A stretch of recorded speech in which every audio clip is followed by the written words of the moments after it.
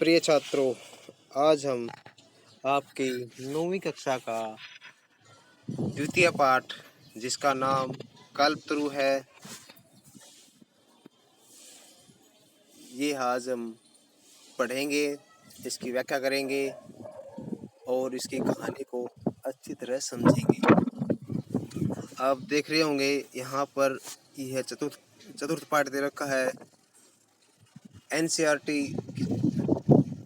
की जो किताबें हैं, ये जो पुरानी किताबें हैं, उनमें ये चतुर्थ पाठ था। किंतु पिछले साल ही सीबीएसई बोर्ड ने आपकी किताब के 3 पाठों को हटाकर केवल 9 ही शेष रखे हैं। इसी कारण से ये अब द्वितीय पाठ है आपका ये, तो आप इसको द्वितीय पाठ लिख लें। ये देखिए, इस पाठ पे पढ़ते हैं। कल्पतरु, इसका अर्थ है कल्प वृक्ष। कल्प वृक्ष के बारे में आपको बताऊं तो हमारी जो भारतीय परंपरा है, भारतीय साहित्य है, हमारे जो वेद है, उनमें बहुत सारी कहानियाँ कल्पतरु अर्थात कल्प वृक्ष से जुड़ी हुई है। और उसी की संदर्भ में यह जो कहानी है आपके पाठ में आपके सामने प्रस्तुत की गई है, और इसके बारे में पढ़ लें। जो कहानी हमारी है इसकी, यह एक वेताल पंचविंशति नामक एक कथा संग्रह है। उससे इस पाठ की जो कहानी है इसको लिया गया है। वेताल पंचविंशति के बारे में बता दूं मैं आपको।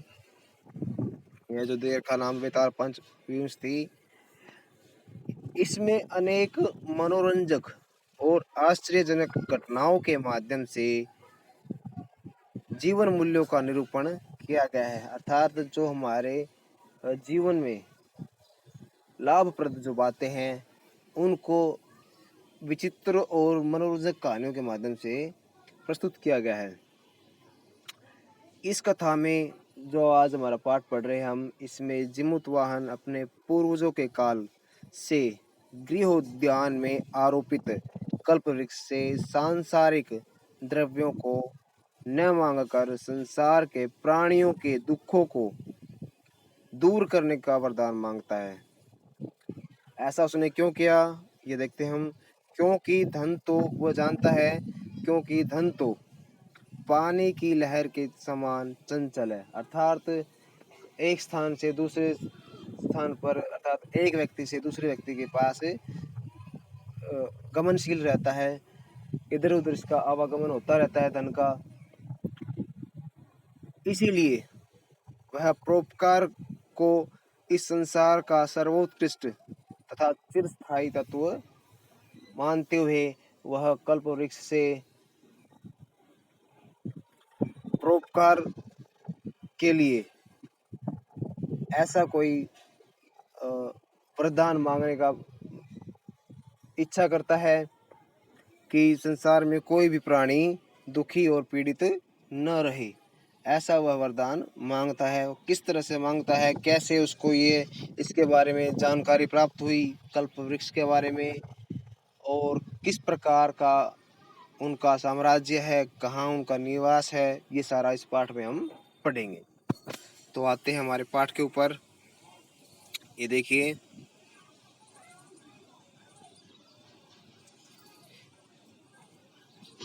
अस्ति मतलब है, कहाँ देखिए, अस्ति हिमवान नाम सर्वरत्न भूमि नगेंद्र।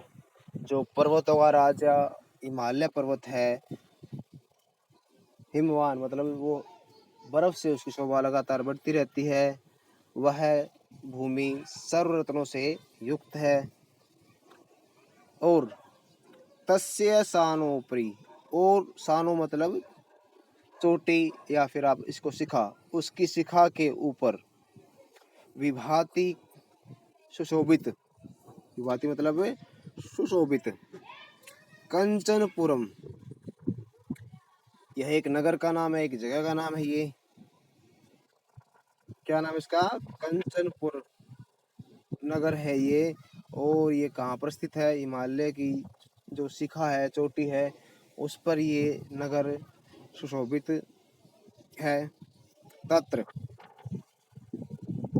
वहीं पर जिमुत्केतु इति श्रीमान विद्याधरपति वसति समय। इसमें बताया कि जिमुत्केतु ये नाम है राजा का, और विद्याधरपति मतलब विद्याओं में पारंगत जिमुत्केतु नाम का वहाँ राजा एक रहता था। तस्य गृह उद्याने, उसके घर के उद्यान में अर्थात घर के बगीचे में कुल क्रमागत है कल्पतरु स्थित है। उसके घर के उद्यान में कुल क्रमागत अर्थात कुल परंपरा से प्राप्त हुआ कल्प वृक्ष, कल्पतरु कह ले इसको चाहे आप, स्थित है था, स्थित मतलब था।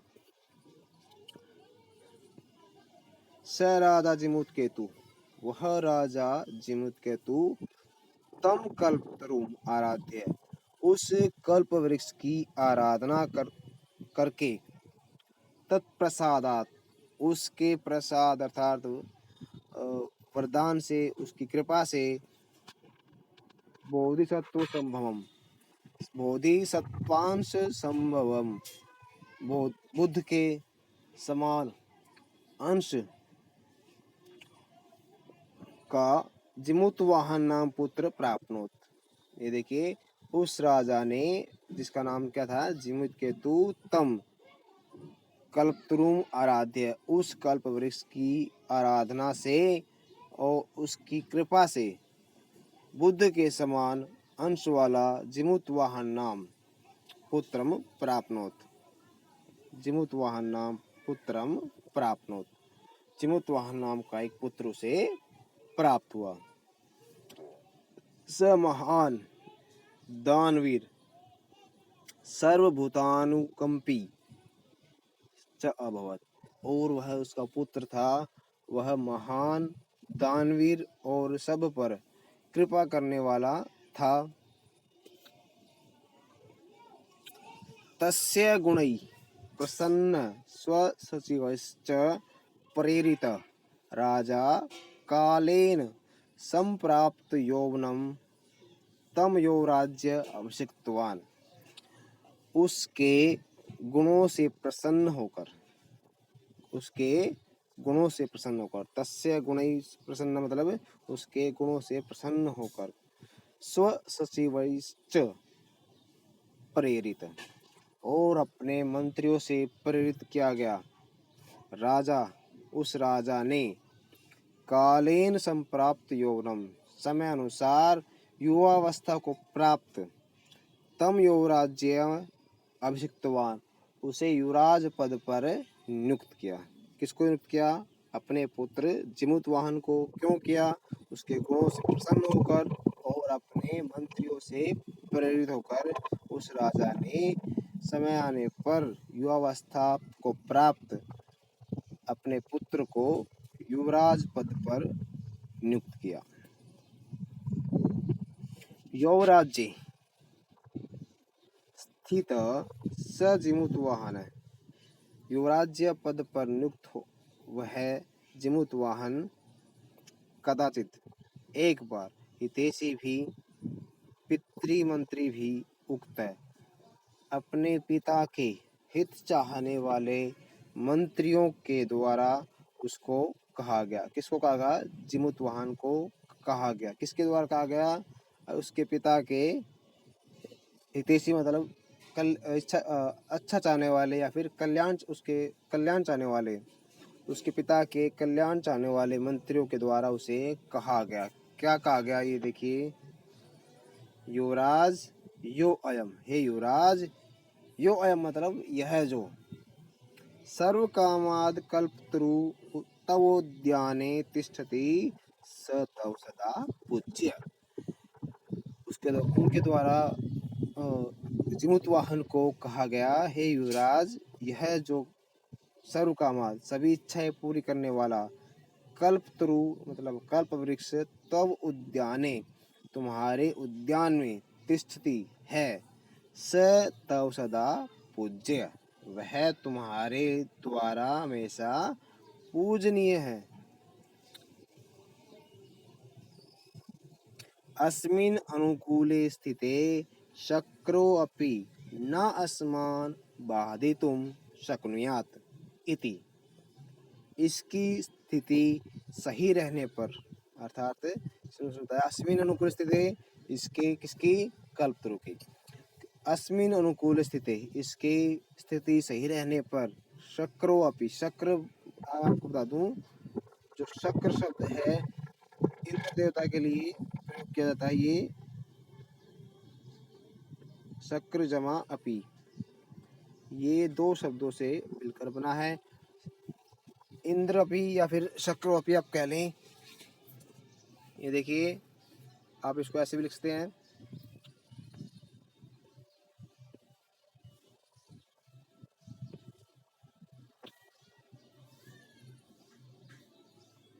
शक्र जमा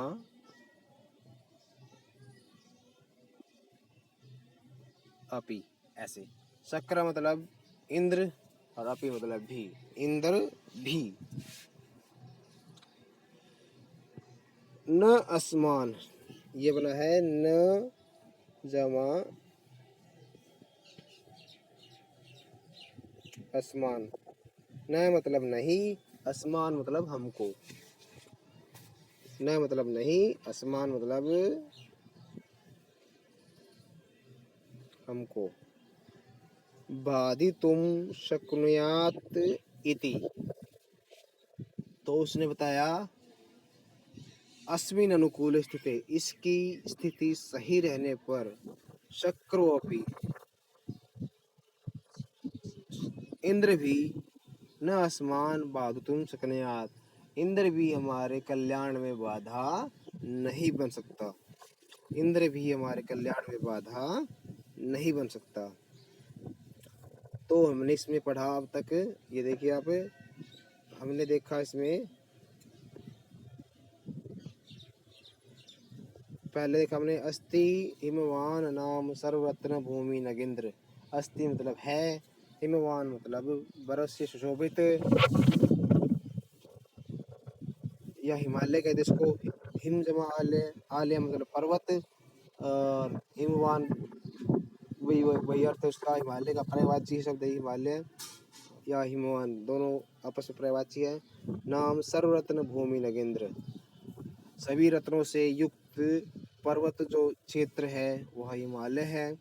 और तस्य ऊपरी, तस्य सानोपरी मतलब उसकी शिखा, अर्थात चोटी की, उसकी चोटी के ऊपर विभाति, सुशोभित होता हुआ, कंचनपुरम नाम नगरम, कंचनपुर नाम का एक वहां पर नगर है।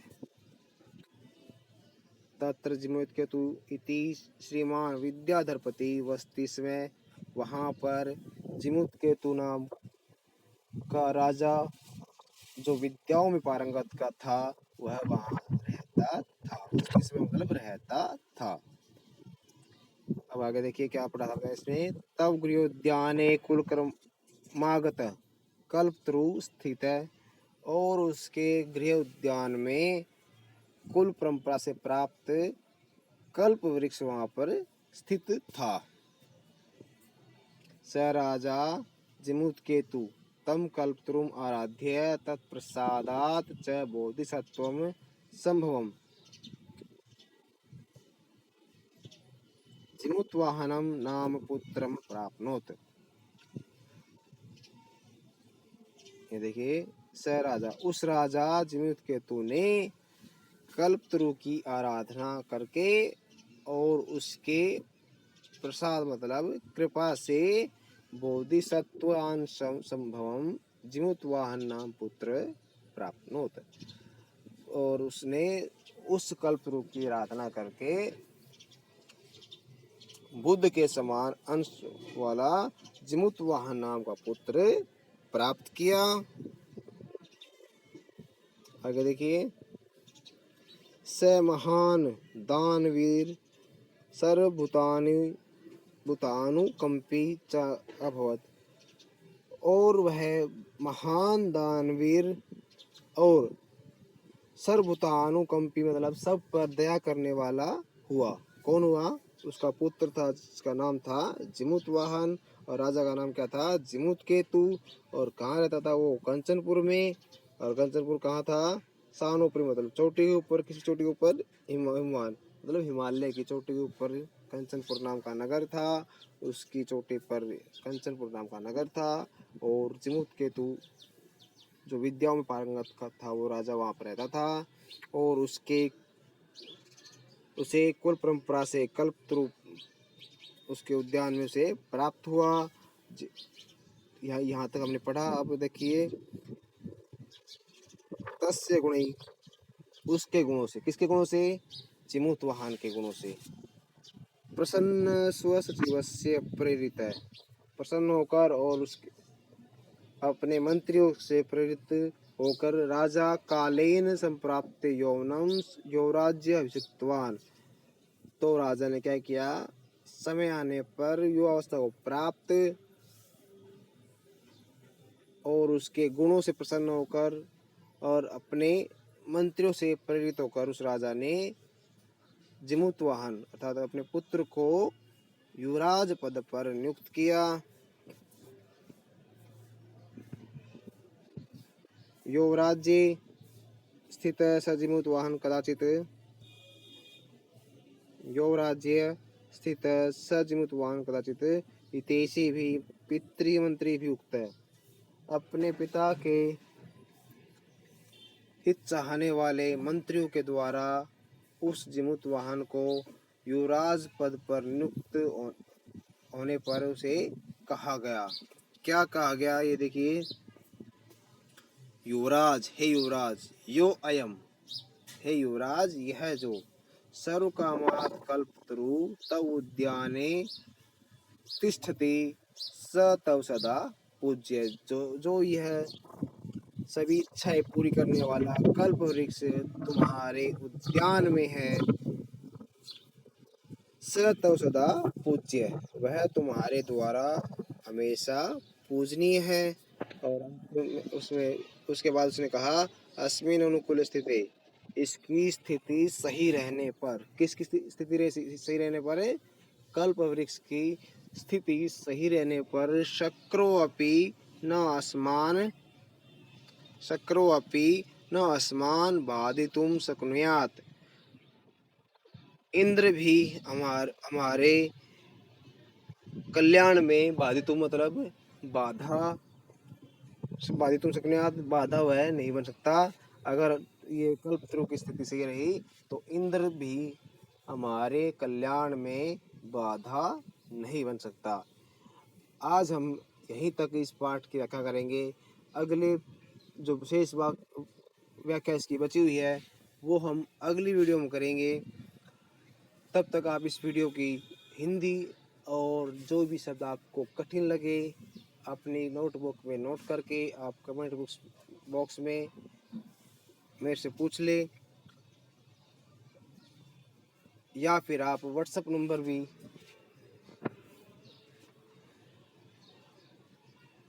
प्रयोग कर सकते हैं। मेरा व्हाट्सएप नंबर मैं आपको बता रहा हूँ, ये व्हाट्सएप नंबर है। इसके माध्यम से